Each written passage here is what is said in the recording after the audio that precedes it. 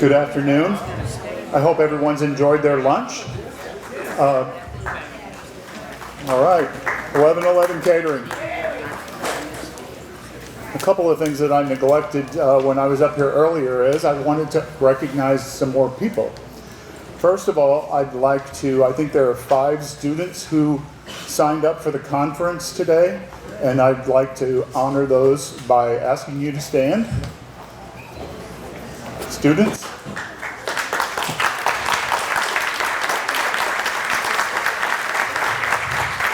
It's a pleasure to welcome the next generation of historians and preservationists.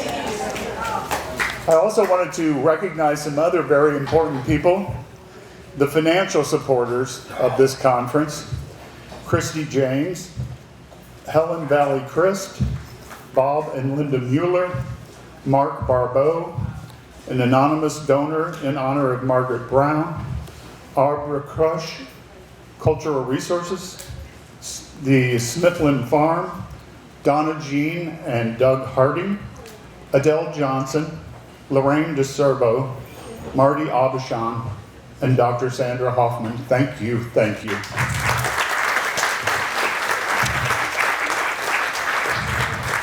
It's a special honor for me to introduce our next speaker, as he was one of my professors when I went back as a non-traditional student and got my degree in historic preservation. Stephen J. Hoffman is a professor of history, director of the Bollinger Center for Regional History, and coordinator of the Historic Preservation Program at Southeast Missouri State University, where he teaches classes in historic preservation, American architectural history, urban design, and African American history. Dr. Hoffman earned his master's degree in heritage preservation from Georgia State and his PhD in history from Carnegie Mellon University.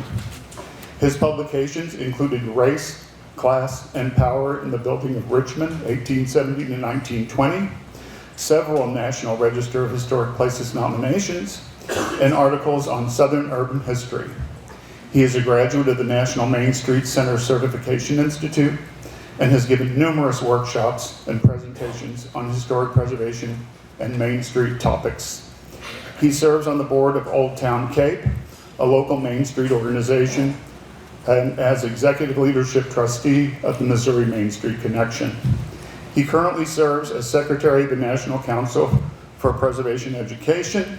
Please welcome Dr. Stephen Hoffman as he presents Preparing the Next Generation, St. Genevieve and the SEMO Historic Preservation Program Field School.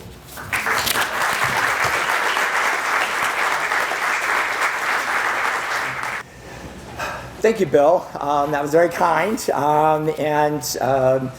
So this is going to be a little bit different in that really what I'm here today to talk to you about is kind of how we're using the extraordinary resources that are here in St. Genevieve to help prepare the next generation of historic preservationists and cultural heritage folks. And I brought 2 of my students, one who is recently graduated, to share their perspectives as well. I want to tell a little bit about the history of the field school. We've been doing this for a while. It started in 1997, and it started as kind of a traditional archaeology field school, or maybe it wasn't traditional because it had a day of research embedded in the middle. So on Wednesdays they would go to the archives, and this field school was a collaboration between Dr. Bonnie Stepanoff, who was my predecessor as the coordinator of the Historic Preservation Program, in collaboration with Kit Wessler and Carol Morrow, and of course with the Missouri Department of Natural Resources. The Felix Valley State Historic Site had just acquired the Delasue Kern House, and so this first field school was designed to begin the investigation of that. Dr. Kit Wessler from Murray State was really interested in sort of French colonial archaeology, and so in that first year of digging, one of the early results of that first season was that it was not occupied during this time period. So Dr. Wessler was like, well, I'm really not interested in digging there anymore because I wanted to do the French colonial work. And so that collaboration fell apart. But Dr. Stepanoff realized how significant the resources here in St. Genevieve were, how important the relationship our university had with the Missouri Department of Natural Resources. And so she redesigned the field school so that it went from kind of a more typical archaeology field school to one that had archaeology in it, but really focused on kind of all of the elements that go into doing interpretation at historic sites. And so it was a 4-week summer field school. Usually it ran in July, which if you know anything about the mid-Mississippi Valley, you know that is an ideal time to be outside all day, every day. And so it was a 4-week field school. Typically we spent the first week kind of touring, learning the history, visiting the different historic homes and sites. We did a week of archaeology where the state archaeologists from the Department of Natural Resources would come, and we would dig for a week at De La Sioux Kern. And so even though it didn't have that De La Sioux French colonial history that we all thought in the very beginning, it still was an important historic site that the Department of Natural Resources owned and that they needed to know more information about. And so the field school really worked to try to develop our understanding on that. Thinking of all the different areas that our program addresses, we also then had a week of archival research. And then students spent a week kind of putting it all together into presentations and reports. And so she led that field school between 1998 and 2004.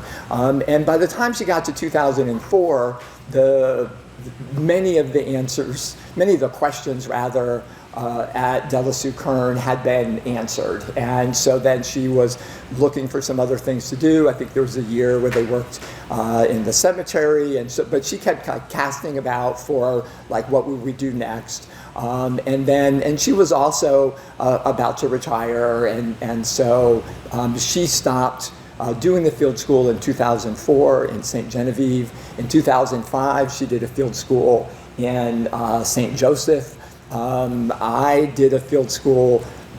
I had a student who did a mapping project that was a field school in order to get support, and so we did that in 2005. And as we were coming to 2006, I realized, well, we weren't going to have a field school in St. Genevieve, and I had come to really understand and appreciate how important it was for our students to be able to have this experience. And so I called up Jim Baker. I think many of you know him, and I said, hey, Jim, let's talk about redoing field school.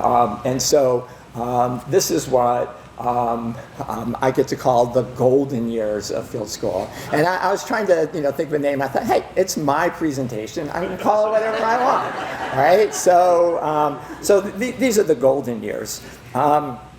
And Jim and I sat down and we really thought, like, what are our goals? And one of our goals was that we wanted something that would be sustainable. We didn't want to go through that process that Dr. Stepanoff had gone through of, like, what's our next research question going to be, and can we do it here, and maybe we need to look to another community, because we really felt strongly that St. Genevieve has so many incredible historic resources that it's an ideal location to prepare the next generation.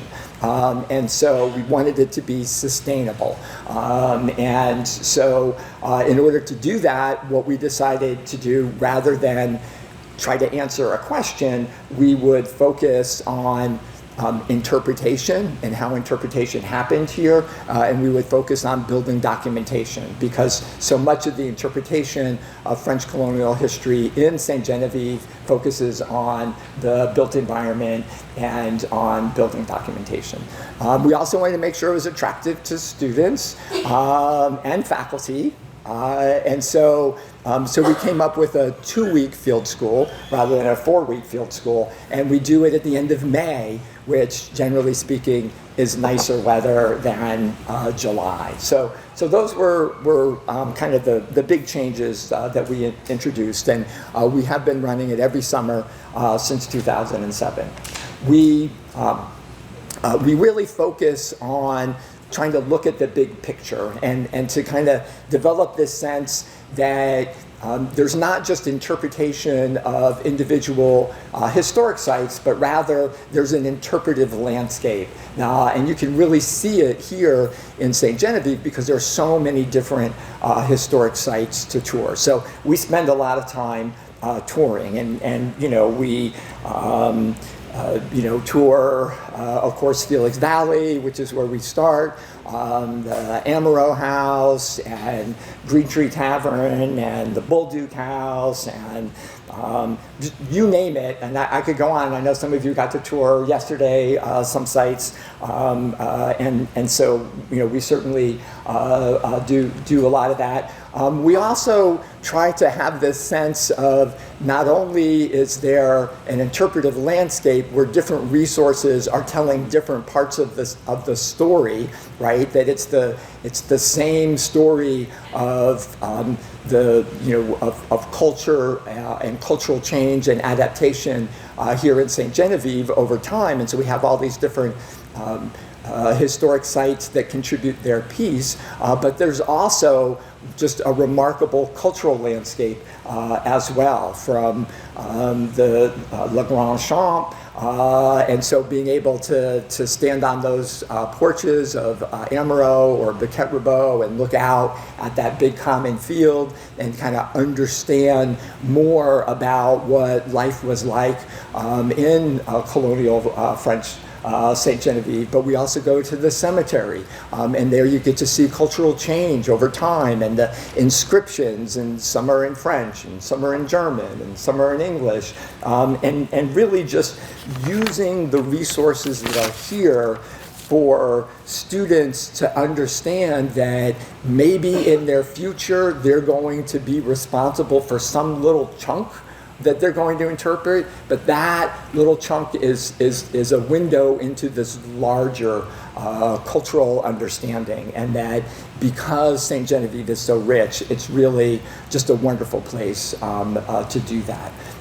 We really try to introduce students to the full spectrum of what life was like and what buildings were like, and so of course we tour the Bolduc House, but as we know, and as we saw in some of our earlier presentations, not everybody is born a Bolduc, right? Different people are having different experiences, and so being able to be in Biquet-Ribaud, or to be able to go to the Lallemondier House, which you can see here, and John Caroline is in the audience, or he was earlier.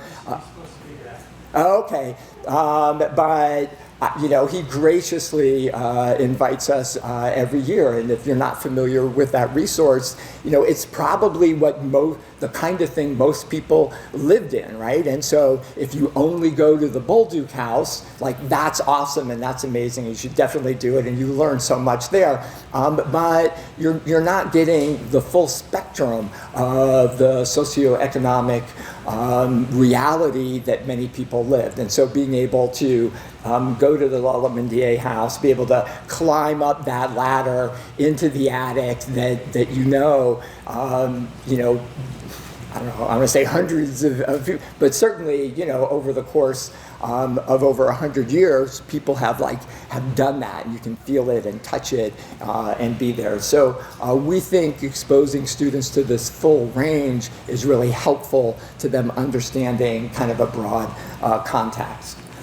We also focus on doing things, the hands-on history, and we kind of have this theme of Norman trusses, right? And I think those of us who know about French colonial architecture understand the importance of the Norman truss system as being really distinctive. And so throughout this 2-week field school, we're looking at Norman trusses. We are, going up into the attic and touching Norman trusses. We have Jesse Francis come, and so we do a timber framing workshop where we're making Norman trusses, or at least going through those pieces. We send our students back into the attic of Gibor Vallée, and they sketch them, and then we have a fun little game where we make them. It's the second to last day. We have what we call the Norman truss races, which is really fun. So they've been exposed over 2 weeks to all of these things, and then Felix Valley has this assemblage of pieces that, if you know what you're doing, you can put together and form a Norman truss. And so we break into groups, and we have timed trials. And I think students love it. You can ask them yourself, because they'll be here in a minute. But this idea of just really being fully immersed in it, right? So it's not just reading in a book. It's not just seeing it on tour, but it's touching it. It's making it. It's putting together. And you really get an appreciation for what was involved in constructing these kinds of homes. We also have a kind of a bousillage making workshop, and we've been doing this for a while, and so it's morphs and changes, over the years. John, I'm glad you're back. You missed your shout out before. No, I got it. Okay, good. So, early on, before the state and then the National Park Service took over the green tree, we were able to do bousillage repair on the green tree. Before the National Park Service took over Amaro, we did some bousillage repair on the Amaro.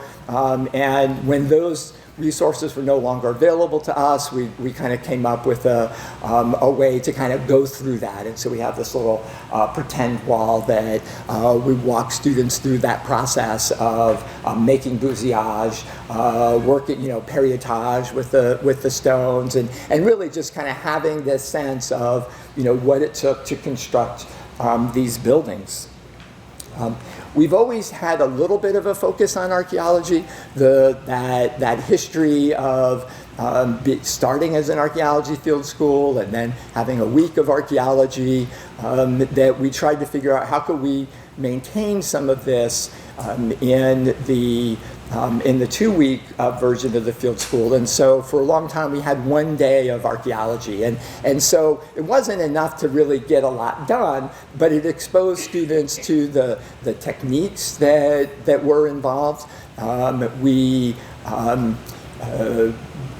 Permitting requirements, being what they are, and the shortness of it. Basically, Jim was gracious enough to let us dig at his house, and he would point us in the direction of, he had a question about this or that. And so we would dig for a day and come up with some answers. And after a few years of that, our archaeologists, and we went through several over a period of time, and then finally we landed on someone who was a graduate of the program, and he started just concerned about the damage that we were doing, and just he was uncomfortable just digging for a day, and so he would rather that we save those, that we not destroy that. Because I think we all know archaeology is a destructive, I mean, it's important, but you dig it up and then you destroy it in the process. And so he started getting shy, and we were like, okay, we need to respect that. And so we shifted our attention really to trying to incorporate non-destructive archaeology into the field school. And so we spend a day where we talk about some of the techniques that are being used in historic sites, and in particular using examples from Missouri Department of Natural Resources historic sites and some of the programs that they've done. And so seeing presentations on some ground penetrating radar and different kinds of studies that have had a direct influence on subsequent interpretation at the historic sites, right? So that we kind of get this sense of how important this can be. And for example, you can see in the photo that's the Muriel Zachary is the superintendent at Bollinger Mill, and they did a project where they discovered that the walking path went through the unmarked African American graveyard, and so they needed to relocate that, and so just real world implications for interpretation that come from studies of this kind. We also do a day where we do measured drawings, and so we find a property in the community that could use, that might be a good example or could use some documentation. The very first time we did it, it was for a property that was about to be demolished, and our records really are all that remains because it was subsequently demolished. And so every year we pick a building, we do measured drawings, students have a day of kind of understanding what's involved with that. We then go back and do a photography workshop. And again, we've had different photographers over the year emphasizing different kinds of skills, but documentary photography is different than the kind of iPhone selfie photography that most people are familiar with, and so kind of getting some lessons on that, and then going back to the house that the property that we're documenting, and then doing the photography of that. We have a hands-on window repair where we do reglazing of windows, so that students are kind of getting a taste of that. So that's a lot of the sort of the building-oriented kinds of things that we do. We also have a series of interpretive projects because, again, we wanted to focus on interpretation, understanding the interpretive landscape, but also contributing in some way to the interpretation that happens here in St. Genevieve. And so for many years, we worked with the St. Genevieve Museum, and that was when they were in their 1935 building here in the courtyard. And so we would come every year, we would descend on the museum, and students in groups would pick a case and try to make it better. And I don't know, I have very fond memories of the St. Genevieve Museum. I don't know if you have any memories of them at all, but we used to joke, and maybe I shouldn't say this, that do this if you want me to stop, but we used to joke that it was like a museum of how a museum used to be, right? It had these gorgeous cases, and it just had stuff in. And you might hop in one day and there'd be just like a new artifact in the middle of the thing. It's somebody dropped that off. I thought that was a good place for it, right? So it was an opportunity to really think about a more cohesive interpretive plan. And so every year we would students would adopt cases, and we would move things around and try to tighten up the interpretation. We kind of did, after we ran through that, we then started to work on projects related to the Felix Valley State Historic Site. And, when Felix Valley got the Green Tree Tavern, it was like, okay, well, we have this, what are we going to do with it? And it's like, this is a great opportunity. Have our students come and let's ask them if if you were the site manager and you had this property, what would you do with it? How would you interpret it, right? Because it was in that in-between phase that they knew they had it, they knew they could do good stuff with it, but they weren't sure what they wanted to do. And so it's a way to get students in that position of, like, someday you might run a historic site and you're going to wake up in the morning and you're going to have to decide, what are we going to do? And so we did the Green Tree Tavern for several years. We would think about, how can we use the resources here at Felix Valley to do a better job telling a more inclusive story of the enslaved. And so we did that one year. The last couple of years we've been doing a project that's kind of combined with a collections management project. So we help the state update its inventory of, like, what's in a particular room, right? Like, yes, the inventory says this object is in this room and it is in this room, or it says it's in this room but we can't find it, or it's here, I see it, I can touch it, but it's not in the inventory as being here, right? And so doing that. And then when we shifted to the store in Felix Valley, it was, okay, you're going to inventory this, you're going to kind of see what's there. We've already done the tour. There's another project I don't have a slide for, where students do transcription, and we've been working on the Beaux-Arts Daybook. So they're seeing the kinds of things that stores have. And so we say, what if you could add an item to the interpretation of the store, what would it be?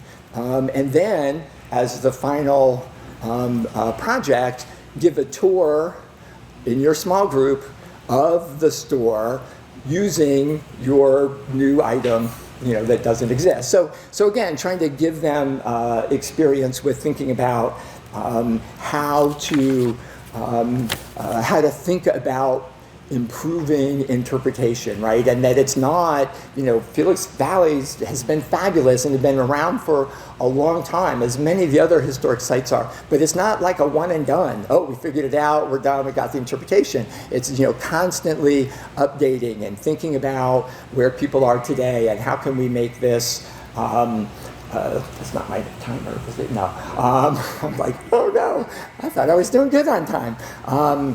So it's an ongoing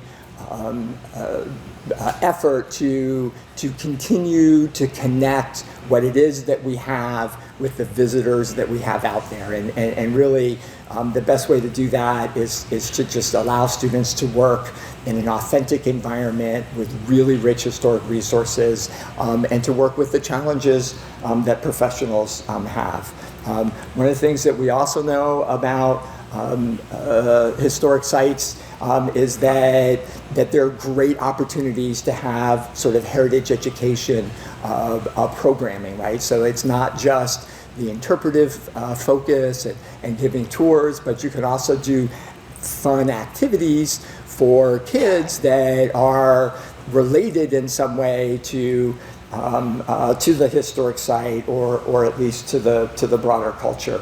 And so when we first started doing that, we made a lot of baskets.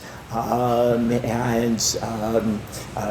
think many of you know Donna Rausch and her basket weaving abilities. And so we did that for a number of years.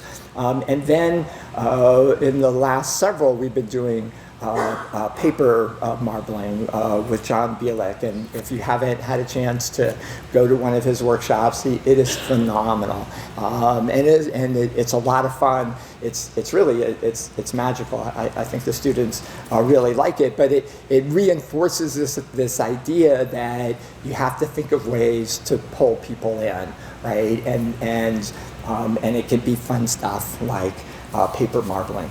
Not to like suck the fun out of the whole thing, but it is a college class, and so we do read. We have a textbook, and we do some reading, and we discuss it.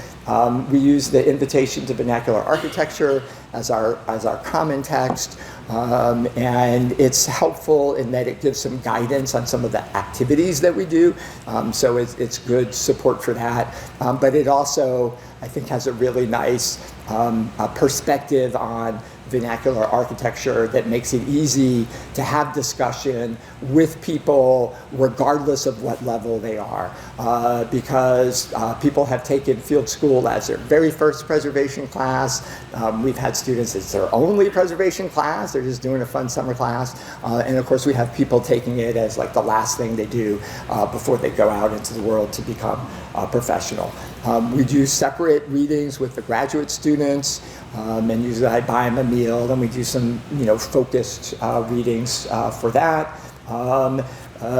Mostly it's, doing stuff, but again, it's college, so there's a little bit of reading and talking.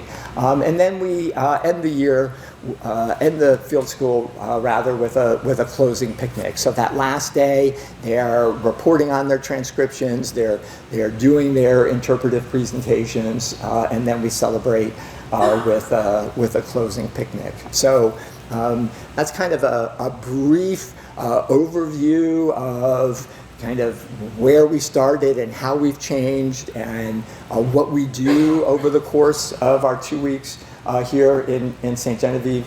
And so what I want to do is to kind of add a different perspective and have the student perspective. They didn't see this coming. It's not them, but it is a real live field school student who gave me permission to use it. Okay, I can do it. Oh, are you sitting or am I sitting? What? That's right. That's right. You, because you took it the last year. Oh, yes. Yeah. Nice to get my water. Oh, I know your water. Yeah. So. Who are you? I was about to say. So I'm Molly McNabb. I just graduated, and I took field school with Dr. Hoffman and Jim this most recent summer. My name is Bailey O'Neill. I am still at SEMO, the preservation program, and I took field school 2 years ago, so the year before Molly. And did you have some? Good. Okay, I got this. Building off of what Dr. Hoffman said, it is truly just one thing to read about a topic in a textbook. For example, the Norman Truss. I love the Norman Truss races. I can read about a style of roof or a style of architecture in a book, but it's another thing to go and be able to touch that architecture, to feel what it feels like, to understand what it was like for those architects and those builders, and even the people who lived in the house, to understand what they lived through and what they went through when going through this house. It allows me to better understand the history of it, and also I feel like it's a more fun experience. But I think HP students just love touching buildings, so. And yeah, I also think that it's unique that the places that we're going to, like, we went to Jim's house, like, they're still lived in, so a lot of the places that you learn about in books, it's like, okay, well, this place is like torn down, or oh, now it's a museum, which is great. But one of the cool things about, like, we went to Jim's house, we went to the other one, like, people still live there, and I think that that's really neat. And just that, yeah, we're able to do projects in the area that are able to, like, help the town. So, like, we're doing the transcriptions, we're doing the line drawing of places to, like, help preserve them for the future. And I think another thing is we cover so much in field school, and obviously not every student is going to like every aspect, but we still learn every aspect. So do I like taking photographs? Sometimes. But I learned how to take a photograph, and that's the important part. So if I need to do that later in my career, I know how, and I was taught those skills by Dr. Hoffman and by who was it who came to talk to us about photography? Was it Trishma? No, it was the lady. The photography, yeah, it was. Long white hair. Yes. We had a professional come and teach us about photography, and she was lovely. But I think even though not all of us will go into these types of careers, I think it's still very important for us to learn these skills and have them on our resume, in our skill set, because you never know. You never know. I think they are helpful to have in what Hoffman calls our toolbox, whether it's a paper or a skill, I think it's something very beneficial to the students. Yeah, and kind of going with that, I think that it's really nice that, because yes, it's a 2-week field school, and we cover a lot, we do a lot, we're busy every day, but like Bailey was saying, we do like 1 day for photos, 1 day for this, and so we're not getting too bogged down on any one thing and getting burnt out for any extended period of time. So we're able to get a taste of something almost to a point where it's like, oh, that's really interesting. I've done a little bit of it, but I'd like to know more about it. So then you kind of your own rabbit hole, kind of start going down that. So I think that's really interesting. And when we got to do stuff like the state parks and national parks and stuff in the area, it was really cool. I think the resources SEMO has connections to here in St. Genevieve are absolutely wonderful, and I think it is very important that students get to make those connections throughout our time as students, because some of us will go on to work in St. Genevieve, some of us will go on to do work with the national parks or the state parks or just with local organizations. And so making these connections while we're still in university, I think is a very, very important skill that we thankfully get because of SEMO and because of St. Genevieve. Do you have anything to add? Yeah, like me personally, when she was here, perfect. When she was here, I got to talk with Muriel, and and she had come to some of our classes before, but because of the connection with St. Genevieve, I actually have a job right now at Bullinger Mill that I got to talk to her about because of this. So that's just just a small example of we're making these connections not only in St. Genevieve, but also with the people that Dr. Hoffman is bringing in, he's bringing just all of his friends because he knows everybody. So he's bringing people here. We're getting to talk to them. We're getting to learn from them, and make connections with them. So we can either start working with them literally, or they're just someone that we have an acquaintance with that down the road we can say, hey, we both know Dr. Hoffman, so, then we can, make that connection with each other. Absolutely. Any final regards to me? I don't know. Okay. I don't think. Dr. Hoffman, is there any final regards to me? Or can I open it to questions? Do you want us to say anything specific? Say anything specific. I think that why don't we open it to questions, and I can ask a question if nobody else does. So yeah. I think we're super cool, so you should ask a question because we have wonderful responses from a student perspective. Hi, I taught at a university in Wisconsin, and when I retired, I found that students could no longer read cursive. And so not only did I see here that you're transcribing cursive, but French cursive. So I'm really happy that you're doing that. And I wondered if you felt like that was a skill you learned as well, or if you did know how to read cursive anyway. Okay, so here's the deal. So some of us may or may not be as good at cursive as others.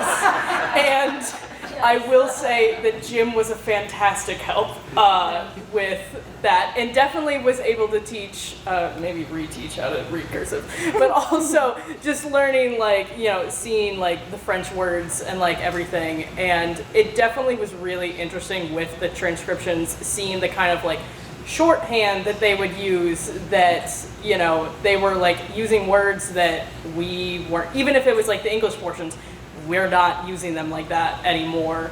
And it was just really awesome to be able to have Jim help us with it and kind of show us through our transcriptions. Absolutely. I've learned to read and write in cursive in 3rd grade. So doing it in English. I did too. I just Okay, forgot. well, that's because you're older than me, Molly. So doing the English part of it, oh yeah, I've got that down pat. Learning French and French English, Yeah. that was more of a difficult point that Jim thankfully helped with. So Thanks, Jim. yeah, thank you, Jim. And I think also too, not only the French names, that Yes. if you know what they are, you kind of recognize them, and if you don't, you what is that?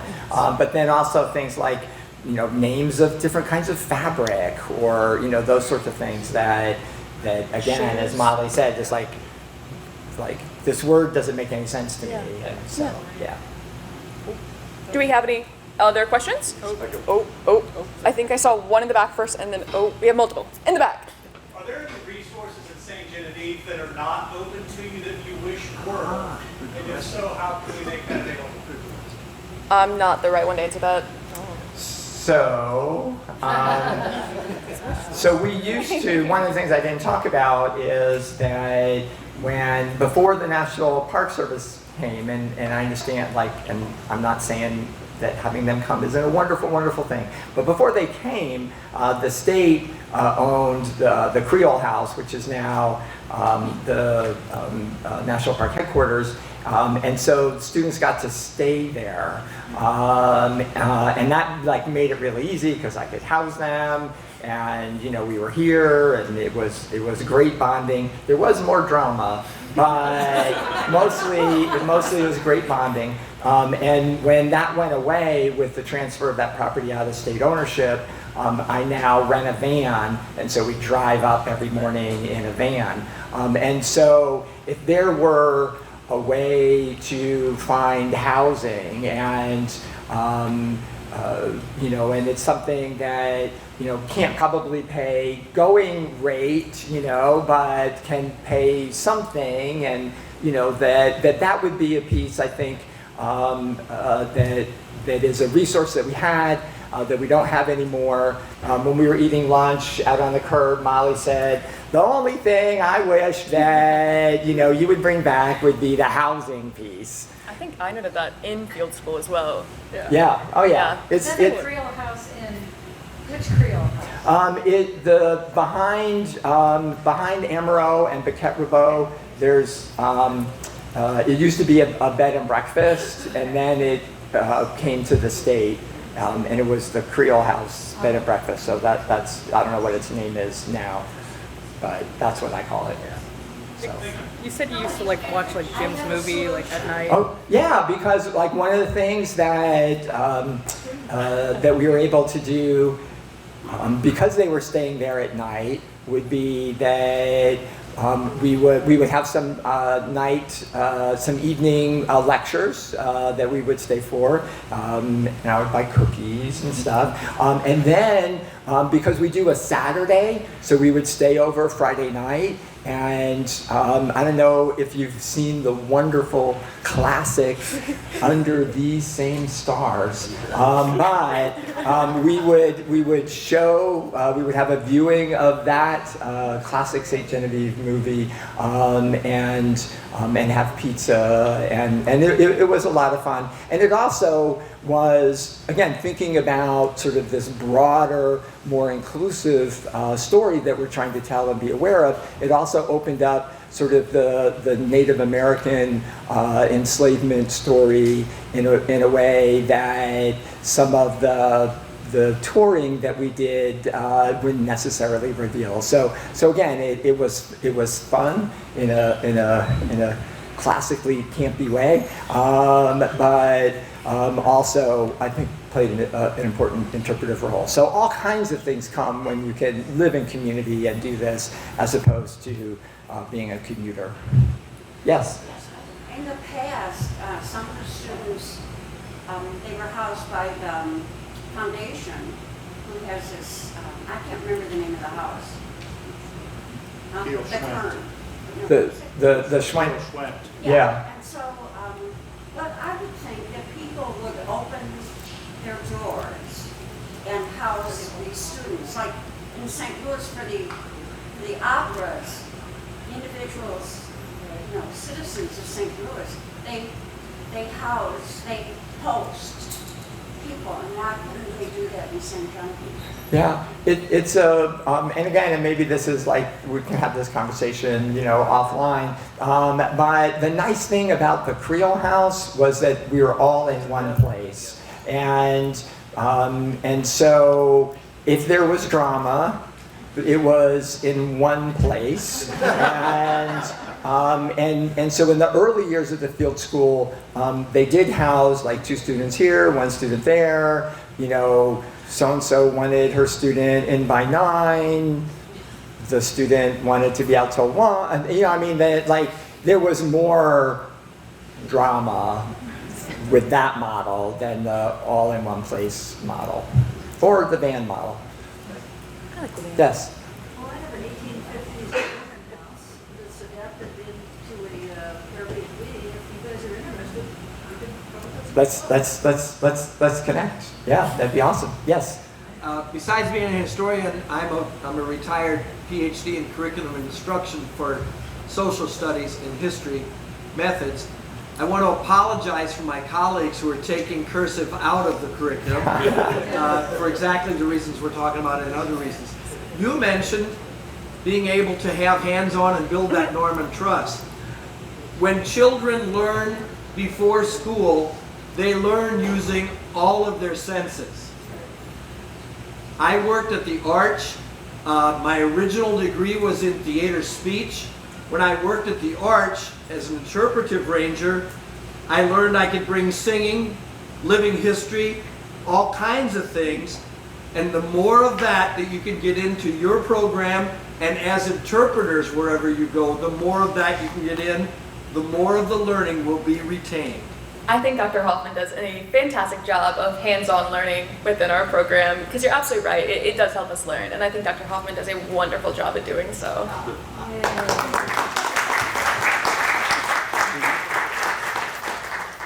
Is this program open to students from outside SEMO? It is. It's I mean, it is a you know, a SEMO class, but I have had students from other universities like sign up as a special student to take that class. And there's brochures in So yes, in your packet, there's a brochure for our program and a little. And if you know somebody who's interested in a career like this and is of college-going age, which like we all are, and you want to do the program, there's a little like QR code and stuff. So yes, thank you. Yeah. Okay. Any other questions? How many students a season? Uh, How many students? How many students typically? It's usually been between like 10 and 16. We now have, because it's a 15 passenger van, so we're capped at 14 students and me.